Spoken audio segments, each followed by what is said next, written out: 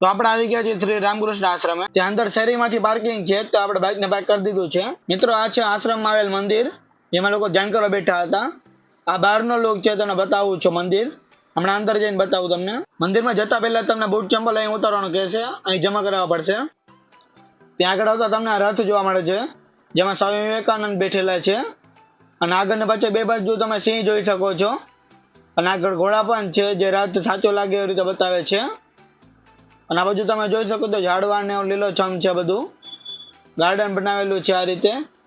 અને આ રથ તમે જોઈ શકો છો, ઘોડાજી નતા દેખાતા એ આગળથી બતાવે છે. આ અલગ અલગ જો કુંડામાં નાના નાના વનસ્પતિ વાવેલી છે બધી, જેમાં લાઈટો પણ રાખેલી છે. નાના કુંડા, ફૂલ, રંગબેરંગી વેલું પણ આવેલી છે, જે તમે જોઈ શકો છો.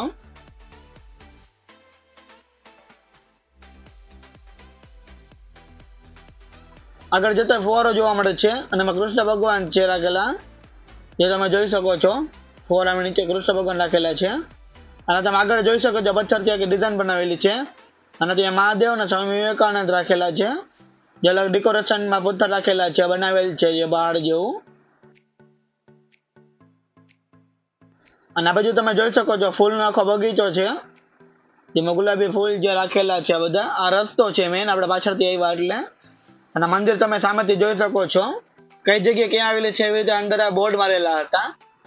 આ બાજુ આગળ આવતો તમને ફરી એક બગીચો જોવા મળી જાય છે, જેમાં અલગ અલગ ડિઝાઇન અલગ અલગ ફૂલનો વાવેલો છે બાજુ. અને કુંડા પણ અલગ રીતે રાખેલ છે, જેમાં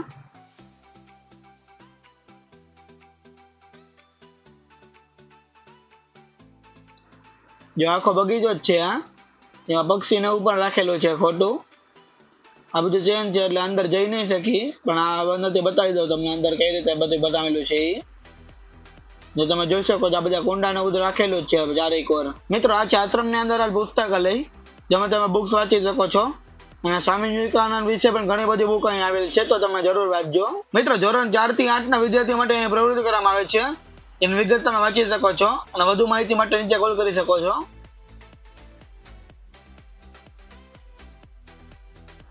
મિત્રો આગળ આવતા ફરી તમને ગાર્ડન જોવા મળી જાય છે, જે બીજા કરતા મોટું ગાર્ડન હતું. અને ડેકોરેશન પણ સારું કરેલું હતું અહીં. અને નાના છોડવા પણ વધારે વાવેલા છે અહીં. આ બાજુ પાણી છાંટે ત્યાં. અને મિત્રો તમે ડાબી બાજુ જોઈ શકો છો એ ઓફિસ અને ત્યાં રહેવા માટેની જગ્યા છે, જે આશ્રમ છે, ત્યાં રહી શકે છે માણસો.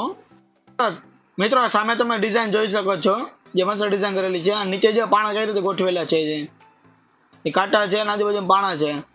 અને સામે જો સાયકલમાં એ રીતે ચડાવેલું છે, જે આ તમે જોઈ શકો છો આખા રસ્તામાં જે આવી રીતે છોડ વાવેલા છે. રસ્તાની બંને બાજુ આવી રીતે રાખેલા છે, જે તમે જોઈ શકો છો આગળ. મિત્રો મંદિરની બાજુ તમે જોઈ શકો છો અલગ અલગ છોડ વાવેલા છે, મહેંદી વાવેલી છે જેમાં. અને આ તમે કુંડા જોઈ શકો છો, જેને કલર કરીને રંગીન બનાવવામાં આવેલ છે. આગળ તમને જો જે ફુવારો જોવા મળી જાય, લાઇટો રાખેલી છે.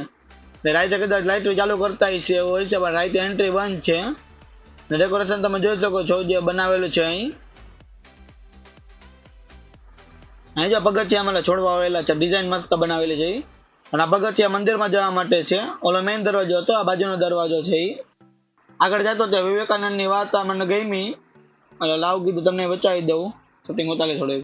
મિત્રો આ છે વિદ્યાર્થી ભવન, જેની અંદર જવાનું મનાય હતી, એટલે તમને બહારથી જ બતાવી દઉં સીન કઈ રીતે કેવડું મોટું છે વિદ્યાર્થી ભવનની. આ મંદિરની બાજુમાં ફરી તમે જોઈ શકો છો નાના છોડવા. પ્રદક્ષિણા કરતા હોય બધું જોતા હતા કઈ રીતે છે મંદિરની આજુબાજુમાં. બાજુમાં તમે જોઈ શકો છો. આ મંદિરમાં જાવ તો જોડા જમા કર્યા નાખી. થોડાક પગથિયા ચડી જાય એટલે મંદિર પોગી જાય આપણે. બાજુમાં જો સિંહ રાખેલો છે. આ બધી ડિઝાઇન હતી. અને મંદિરની ઊંચાઈ તમે જોઈ શકો છો, અને ડિઝાઇન પણ તમે જોઈ શકો છો મંદિરની. મંદિરમાં ઉપર આવતો પોપટ થઈ ગયું, કારણ કે ત્યાં બોર્ડ મારેલો તો મોબાઈલ બંધ રાખો એમ. સમજી તો ગયા જઈશું અંદરથી વિડીયો નહીં ઉતરે, વાંધો ને આપણે બહારથી વિડીયો ઉતારી લેવું. તમે આમે જોઈ શકો છો. અને બધા ધ્યાનમાં બેઠેલા હાવ શાંતિ હે. ચાલો તો વિડીયોને લાઈક, શેર અને સબસ્ક્રાઈબ કરી નાખજો. અને મળે આપણે બીજા બ્લોગમાં. અને શેર કરજો વિડીયોને પૂરો.